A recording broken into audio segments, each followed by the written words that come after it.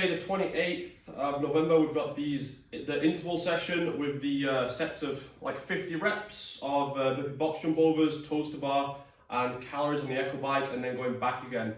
So the main thing we want to practice here is your ability to pace and how you need to break up big sets to be able to repeat them in a workout. Often a style that is used in competition programming, one of the workouts of the weekend will have like a big chunk of reps of something, usually a gymnastic piece, and that is the hardest one to, usually that's the hardest one to pace. A lot of people are kind of good for sort of one big set, but then start to fall apart a little bit when you need to go down to smaller sets. So, you know, for me, this is, you got those 50 toes to bar both times, trying to pace that in a way where you can be similar in your set size for both sets, and that's a pretty clear indicator that you could hold that even under a bit of fatigue.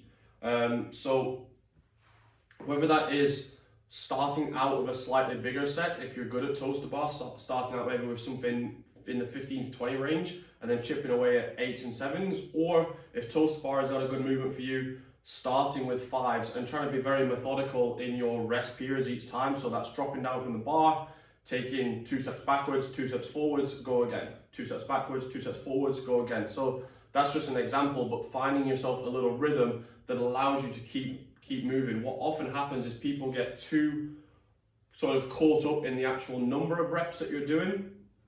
So you're 50, like, oh, I have to hold 10s to do good at this.